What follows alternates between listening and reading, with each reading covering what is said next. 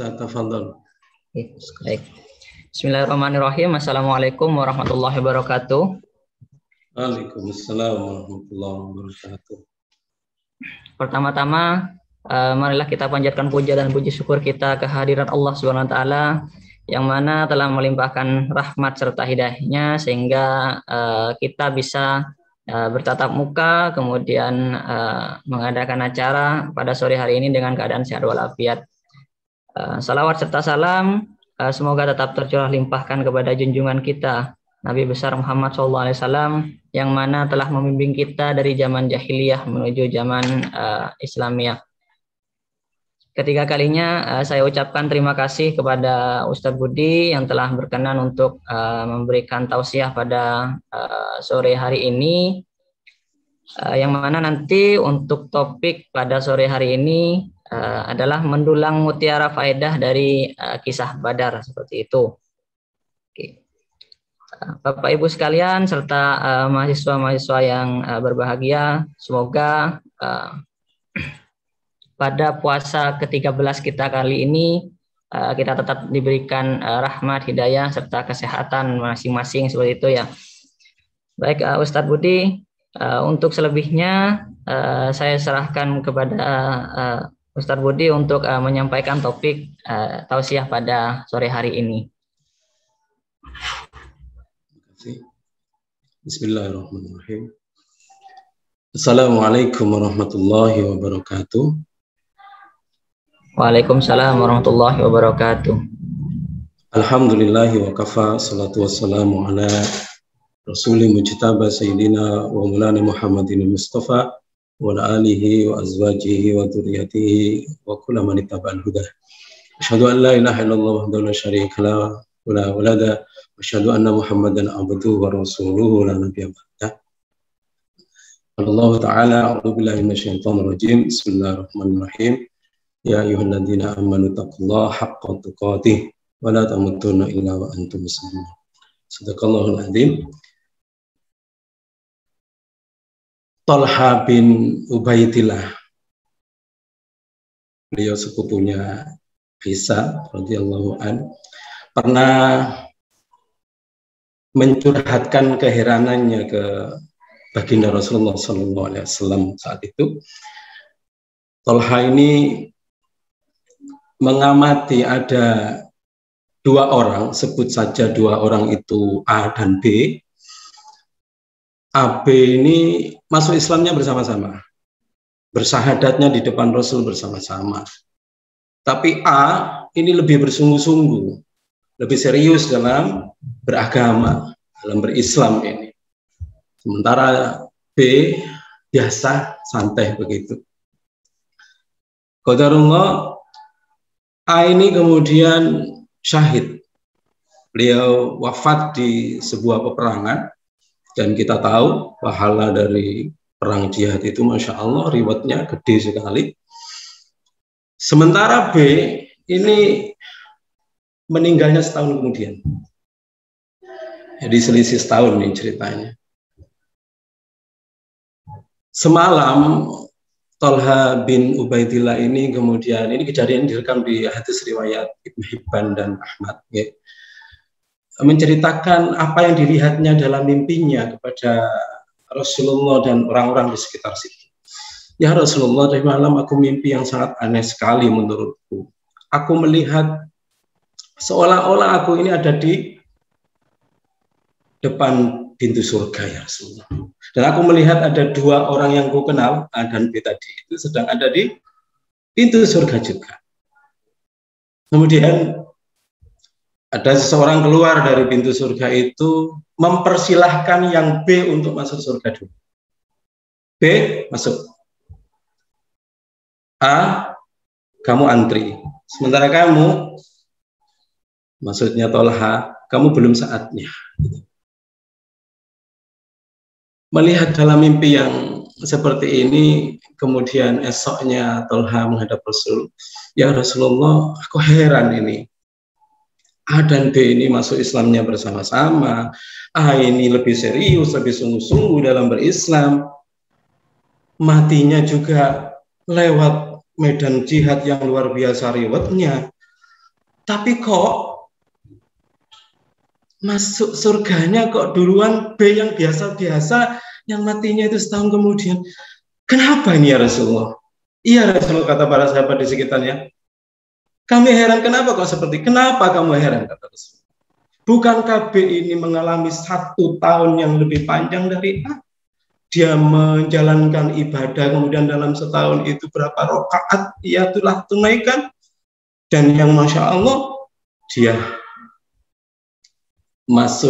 dia menikmati 1 Ramadan yang tidak dinikmati oleh A. Dan di Ramadan itu, sungguh Masya Allah adalah amalan yang luar biasa bagi siapapun yang mengerjakan. Maka jangan heran, B masuk surga dulu daripada A, karena dia telah mengalahkan amal-amal yang dilakukan oleh A. Bahkan derajat mereka, diriwayatkan di satu hadis itu, derajat mereka seolah langit dan bumi. Insya Allah. Kita bersyukur sekarang ini, Mas Muksin, para jamaah, bahwa kita Allah hidupkan di bulan Mubarak, bulan yang agung, bulan yang paginya, sorenya, siangnya, malamnya, jamnya, menitnya, detiknya, bahkan saat-saatnya adalah saat-saat yang terbaik dalam perjalanan hidup kita. Inilah bulan yang Allah wajibkan siang hari berpuasa, Allah sunnahkan qiyamul lail di malamnya. Siapa orang yang beramal sunnah, pahalanya seolah wajib. Siapa yang beramal wajib, maka berlipat kuadrat, berganda-ganda dalam hal riwayat dan pahalanya. Masya Allah, kita bersyukur kepada Allah telah dimasukkan ke bulan yang agung ini. Dan lebih bersyukur lagi kalau kita nanti mendapati 1 malam yang lebih baik dari 84 tahun. 1000 bulan itu 84 tahun lebih kurangnya. Maka siapapun yang beramal di malam itu, ketaatannya akan digandakan selama seolah dia mengerjakan ketaatan 84 tahun itu. Tabaraka Rahman, mudah-mudahan semua kita bisa menikmati Lailatul Qadar itu, dan Allah terima segala amal baik kita dilakukan di Ramadan ini. Amin. Allahumma amin.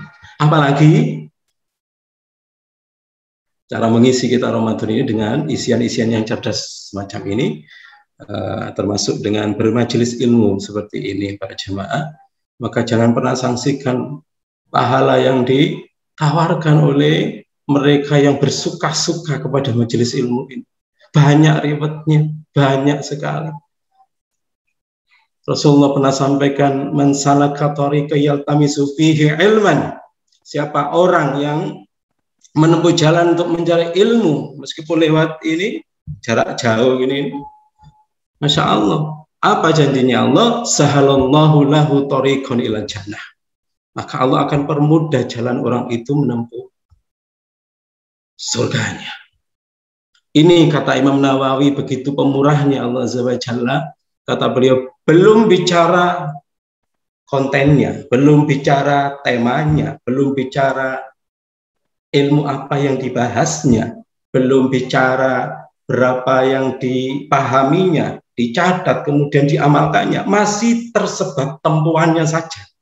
Kata Imam Nawawi dalam Syarah Sahih Muslimnya, sudah menjadikan orang yang bermajelis ilmu itu dipermudah jalannya ke surga. Insya Allah kita dapat ini. Dan ini yang Rasulullah sebut sebagai Raudhatun min Riyadil Jannah. Jadi taman-taman surga yang ada di dunia ini adalah majelis ilmu. Kata Ibnu Taimiyah, siapa orang kok gitu ya enggan, siapa orang kok males hadir di majelis ilmu, khawatirilah jangan-jangan besok dia akan dijauhkan dari taman-taman surga di akhir. Insya Allah. Insya Allah semua kita yang menyimak di majelis ini akan mendapatkan keutamaan-keutamaan itu. Banyak keutamaan-keutamaannya ya. Supaya kita tidak berpanjang lebar membahas itu. Yang jelas kita syukuri keadaan kita. Allah hidupkan kita di syahri Ramadan, bulan yang agung, kemudian kita mengisinya dengan ketaatan-ketaatan seperti ini. Ya kalau dirinci nggak apa-apa ya, ini kurang berapa. Saya dikasih waktu berapa ini? Sampai jam 5.15 ya. Okay. Sampai jam 5.15 Ustadz. Ya Allah, okay. Nggak apa-apa, kita mau kedamai dengan ini dulu biar termotivasi untuk menikmati majelis ilmu ini. Riwayatnya banyak, saya akan nazalat alaihimus sakinah. Allah akan turunkan atas mereka as-sakinah, ketentraman bagi orang yang bermajelis ilmu seperti ini. Insya Allah kita butuh sakinah ini. Sakinah kunci kemenangan Badar nanti salah satunya adalah sakinah. Sakinah menurut Imam At-Tabrani itu makna sakinah dalam rumah tangga itu banyak. Ada litas ta'ifu biha, ada walita ta'afu ma'aha, ditamilu ilaiha, ditatma'innu biha gitu. Banyak kita terangkan nanti di sesi berikutnya. Jadi kita butuh ini, bahkan ketika menjelang kematian kita, ya ayat Tuhan nafsul mutmainnah gitu. Wahai jiwa yang sakinah, yang mutmainnah, yang tenang, kita butuh. Nah, kalau hidup kita bahkan ujung kematian kita mendapatkan sakinah, ketenangan, jangan pernah bosan bermajelis ilmu. Yang kedua, riwayatnya adalah ghasyiyahumur rahmah. Ghasyiyahumur rahmah ini kita diliputi di majelis ilmu itu rahmah, lembut, sejuk, damai. Fabima rahmati minallah lintalahum, tersebab rahmatnya Gusti Allah kamu berlemah lembut Muhammad. Ya, itu jadi ini juga kita butuhkan. Bukan ma arsalnaka illa rahmatan lil alamin. Tidaklah kami mengutus engkau Muhammad kecuali rahmat bagi seluruh alam. Rahmat tidak hanya kepada sesama muslim, tetapi kepada makhluknya Allah semuanya, baik binatang maupun tumbuhan. Ya, itu kita butuh yang namanya rahmah ini. Wa khaffathumul malaika, dinaungi sayap-sayap malaikatnya, masya Allah, terasa kok gitu. Gini ini kita seolah dinaungi. Dan kita para jemaah, tugas kita di dunia ini memperbanyak kawan, mempersedikit lawan, memperbanyak bekal, mempersedikit beban, termasuk memperbanyak pembela, mempersedikit penggugat. Nah, malaikat ini yang ketika kita sering bermajelis ilmu ini akan menjadi nahnu awliya'ukum fid dunya wal akhirah. Kami akan jadi pembela-pembela kalian di dunia dan akhirat, kata mereka. Masya Allah. Hadalkahumullahu fiman indah. Riwayat selanjutnya kita disebut-sebut dengan bangganya pada makhluk mulia di sisinya Allah, nama-nama kita satu persatu. Insya Allah ya, mudah-mudahan tumpah ruah sore ini fadilah keutamaan dari majelis ilmu. Para jemaah, perintah puasa Ramadan sebagaimana yang persis kita lakukan sekarang ini dalam hal waqtan wa kafiyatan, dalam hal waktu dan kafiynya, dalam waktu dan caranya, itu baru diwajibkan oleh Allah kepada Rasul dan umat Islam itu di tahun kedua Hijriah. Ini kita mau mulai masuk nih di 2 tahun Hijriah ini di Badar. Badar itu akan terjadi di sana. Jadi selama 14 tahun lebih 8 bulanan insya Allah Rasulullah dan para sahabatnya belum diperintahkan untuk puasa Ramadan. Ini bukan berarti kaum muslimin tidak puasa sebelumnya, puasa. Tapi puasanya sebagaimana puasanya orang-orang dahulu gitu. Makanya diksi di 183 Al-Baqarah itu, ya ayyuhalladzina amanu kutiba alaikumusiyam kama kutiba alal ladzina min qablikum la'allakum tattaqun gitu. Jadi kata kuncinya kama kutiba alal ladzina min qablikum, sebagaimana orang-orang yang beramal diwajibkan atas kalian berpuasa sebagaimana, ini kata kuncinya. orang-orang sebelum kalian gitu. Nah, orang-orang sebelum kita ya apa puasanya? Nah, ada dua pendapat, ada beberapa pendapat, antara lain satu puasa Ayyamul Bid, ya 3 hari yang tiap bulannya itu yang horor, dalam kaifiahnya itu horor. Tanggal 13, 14, 15. Waktunya kapan? Bangun tidur tanpa sahur sampai isya. Dulu berat sekali meskipun 3 hari tiap bulan, berat sekali. Kan kaum Ansor itu yang pergi ke ladang, macul-macul payah gitu, pulang ke rumah sore, mandi bersih-bersih, kemudian ya, sholat maghrib laye-laye gitu, tertidur, kebabas, bangun-bangunnya waktu isya sudah lewat, dia kena peraturan harus puasa setelah bangun tidur. Jadi banyak yang mengalami ketersambungan puasa ini para sahabat meskipun 3 hari, sampai dehidrasi tinggi, banyak kehilangan air waktu itu. Insya Allah. Mendapat yang kedua, puasa sebagaimana puasanya orang-orang dulu itu adalah puasa Yaumu Asyura min Sahril Muharram, ya, hari ke-10 jadi dari bulan Muharram.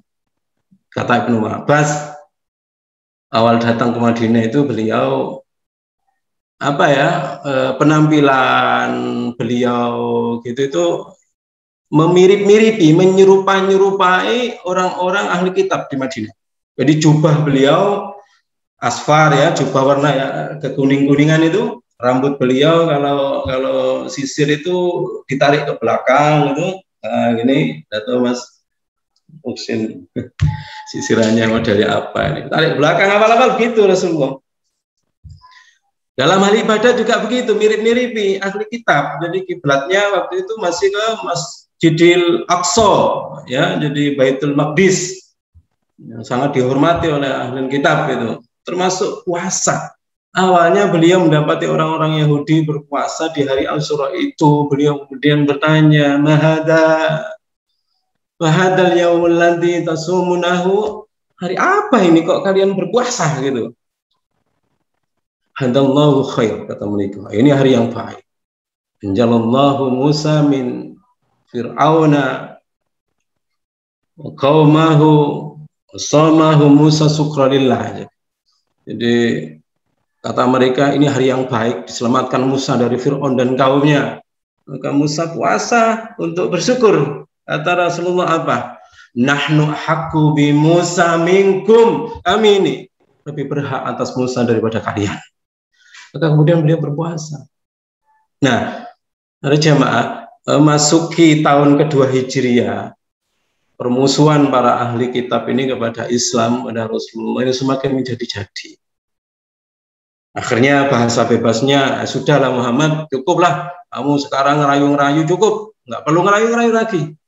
Mereka mau beriman silakan, nggak mau terserah. Itu bahasa bebasnya gitulah. Kemudian sekarang rubah khalifukum, selisih mereka.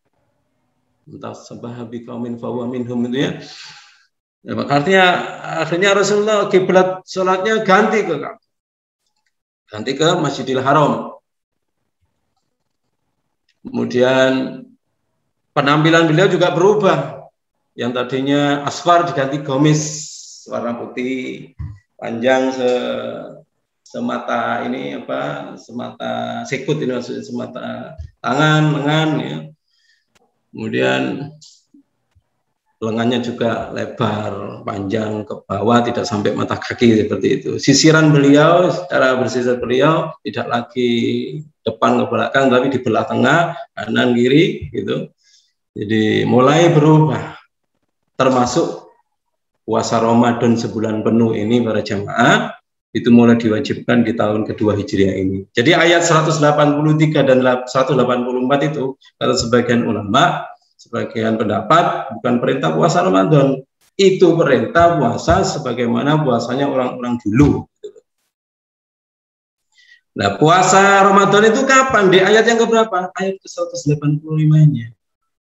Sahru Ramadan alladzi unzila fihi al-Qur'an hudan lin-nasi wa bayyinatin minal huda wal furqan.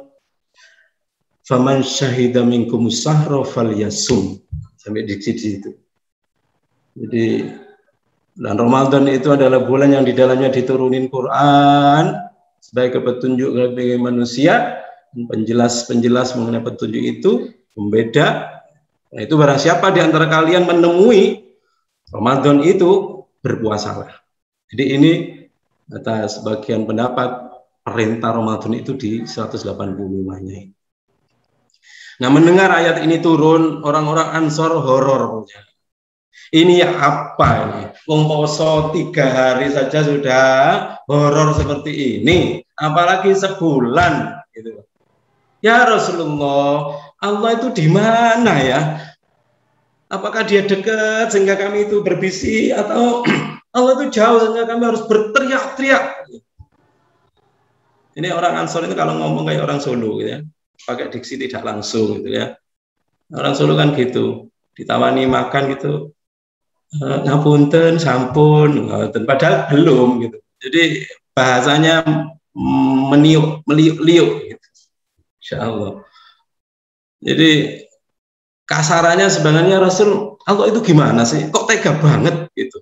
Ngasih perintah kok nggak dipikir ya gitu. Itu kalau bahasa bebasnya gitu. Kok berat amat? Maka turun kemudian ayat ke-186 berjamaah. Wa idza sa'alaka ibadi anni fa inni qarib ujibu da'watad da'i idza da'an falyastajibu li wal yu'minu bi la'allahum yarsyudun. Gitu. Itu asbabun nuzul, itu curhatannya orang-orang Ansor yang horor gitu ya. Allah kemudian jawab dua-duanya, baik pertanyaan yang dohir maupun yang batin. Ya, jawaban batinnya di 186 barusan itu, sedang jawaban dohirnya ada di 187-nya. Dengan bisa buka sendiri di situ, mulai ayat uhilla lakum lailatas siyami rafasu ila nisaikum hunna libasun lakum antum libasun lahun limallahu annakum kuntum tahtanuna anfusakum fataba alaikum afa ankum fal ana basiruhunna wabtahu ma kataballahu lakum wa kulu wasrabu hatta yatabayyana lakumul khaytul abyadu minal khaytil aswadi minal fajr thumma atimus siyama ilal lail wa la tubasiruhunna wa antum akifuna fil masajid tilka hududullah fala taqrabuha kadzalika yubayyinullahu ayatihi lin-nasi la'allahum yattaqun gitu ya. Jadi itu kaifiahnya dijelasin oleh Allah.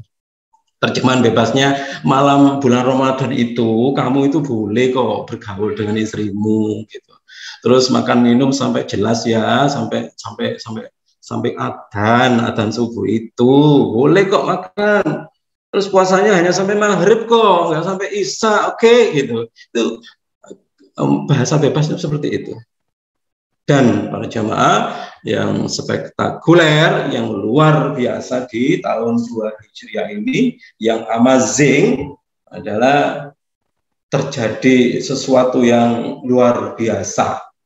Allah takdirkan terjadi peristiwa yang sangat dahsyat, peristiwa yang sebabnya nanti akan merubah sejarah dunia, mengubah strata sosial, politik, ekonomi, dan militer.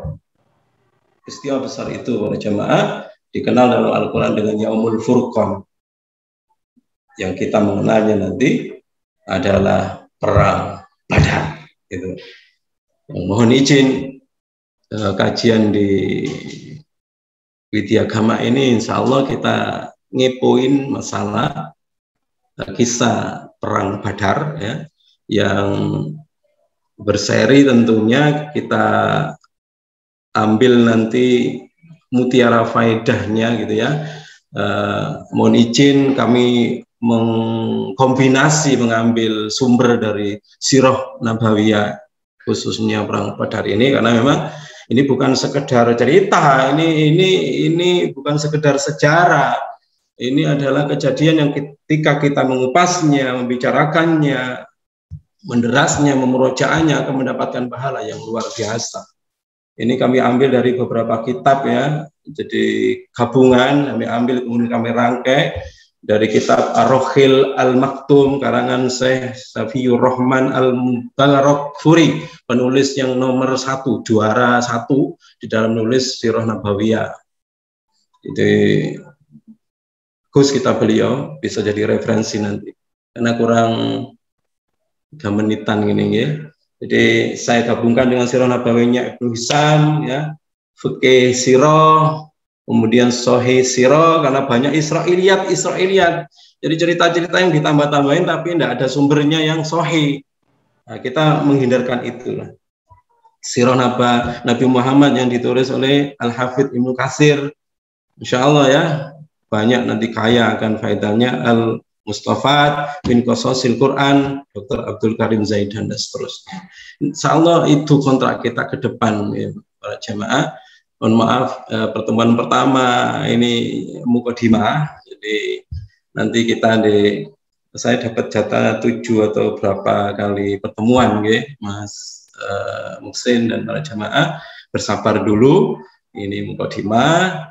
Nanti insya Allah ini Jumat, Ahad gitu. Ahad kita mulai masuk perang yang spektakuler, perang Badar. Kita dulang nanti hikmah-hikmahnya, faedah-faedahnya. Insya Allah itu sesuai alokasi waktu pas ini, jam di depan saya sudah jam 17:15. Kami kembalikan kepada moderator. Terima kasih Ustadz untuk mukadimahnya. Mungkin ada pertanyaan dari audien yang lain. Mungkin satu pertanyaan saja karena sudah mulai harus siap-siap untuk berbuka ya Ustadz. Iya.